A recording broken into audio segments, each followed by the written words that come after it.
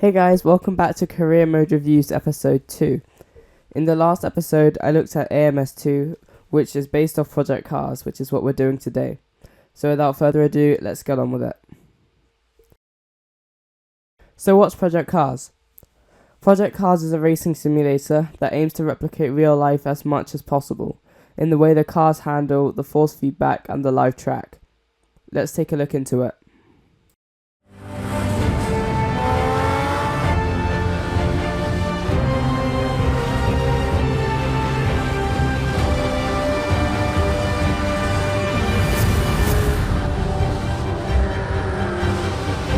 Project Cars has lots of cars, including GT cars, LMP1 cars, and road cars. Project Cars focuses more on the GT cars and road cars though, so you don't really get the modern day Formula 1 cars like you do in AMS2. Now let's get into some gameplay of Project Cars and show you how to set up a career and the cool career path which it has. In order to start your Project Cars career, first you have to create a driver. It will ask you for your first name, your last name, your initials, and your nationality. The next thing to do is to choose your career path. You can change this path after your season's finished, but to start off with, you have to choose a division between 6 and 4. In Division 6, you can race Formula Rookies, Go-Karts, and Janetta Juniors. In this video, I'm going to be racing Janetta Juniors and Formula C cars so that I can show you the difference between the two.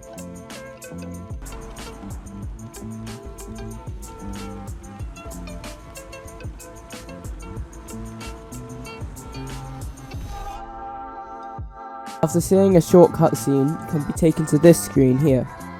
You can continue and choose which team you'd like to race with, or you can check out the rules and regulations.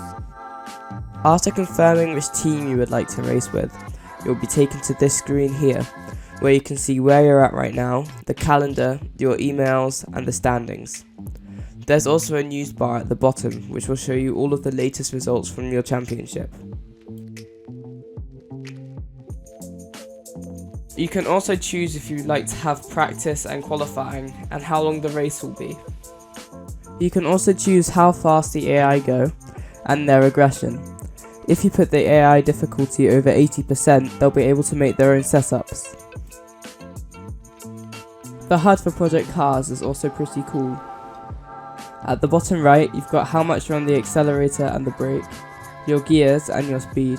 You also have your tyre wear and your tyre temperatures. At the top right, you have the map. At the very top, you've got the virtual ring mirror, and at the top left, you've got your position and how long's left in the session. And at the middle left, you have your potential lap time and your lap time.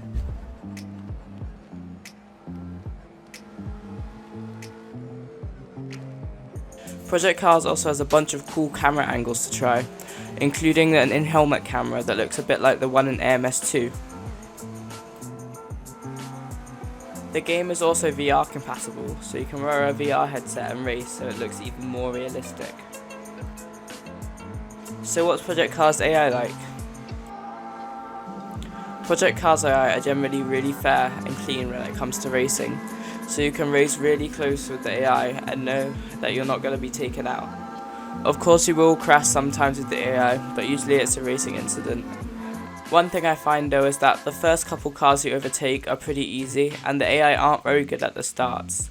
So usually when you get within the top 5 cars is when you have some really good battles with the AI.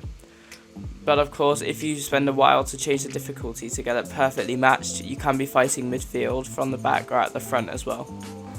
I also find sometimes the AI just destroy you if they want to go into the pits and you're there, and they'll just turn into you. Check this out.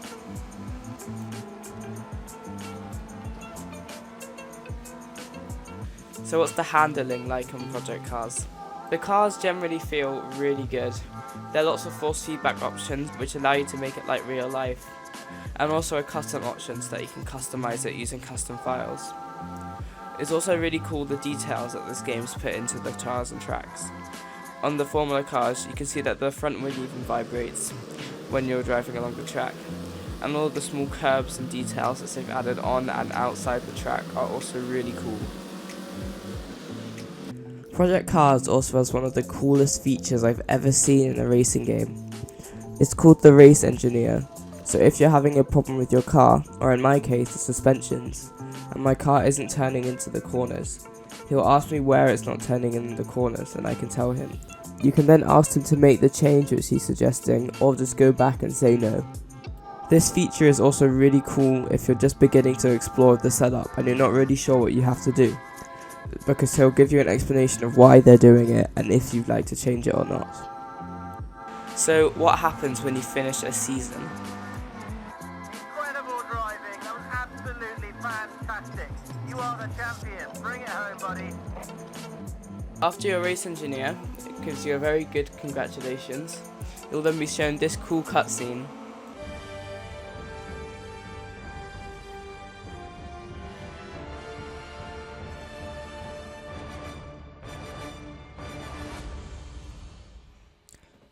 That's assuming you win though. If you didn't win, you'll be shown this. It's just a quick message to say congratulations for competing, and you can retry the championship if you like, or choose a different one from the career tree. Now let's check out some alternate game modes for Project Cars. This is the quick play home screen. Here you can create a custom race, browse online races, or create your own online race. There's also private testing so that you can perfect your setup and practice driving. If you're using any of these options, there's no shortage of cars and tracks, because Project Cars has over 190 cars and 60 tracks with over 140 different track configurations. This is the community page. Here you can do an online championship or catch up on all the latest esports news. There used to be community events and time trials, but they've shut down now, and I'll explain why in a minute. Project Cars also has lots of assists if you need them, like steering assist, braking assist, and driving assist. Driving assist being the anti-lock brakes, traction control, and stability control.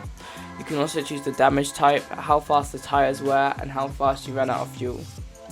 You can also choose how much of the HUD or the on-screen display you see while you're racing. You can choose if you like the driving line or turn indicators on. Project Cars also has loads of controls for your steering wheel. You can choose which make it is, the type, if it's a gamepad, keyboard or controller. You can choose if you'd like to have the pedals the same or if you'd like to have them assigned as different controls. There are also quite a few force feedback settings that you can change. There's immersive, informative and raw. Immersive replicates the feel of real-life road surfaces, curbs, off-track, and the feel of the car, so you get really realistic force feedback. Informative adds a bit more than true to life to it to make everything a bit stronger. And raw just makes everything really strong or how you set it to. So how accessible is Project Cars? Project Cars 2 went out of business a few years ago, which means that there's no way to buy it. There might be a couple special keys on the internet, but other than that, if you don't have it on your computer or console, you cannot get it anymore. That's all for this episode of Career Mode Reviews. If you enjoyed it, please consider donating to my channel and subscribing. I'm doing a seller course next, so make sure to subscribe to see it as soon as it comes out.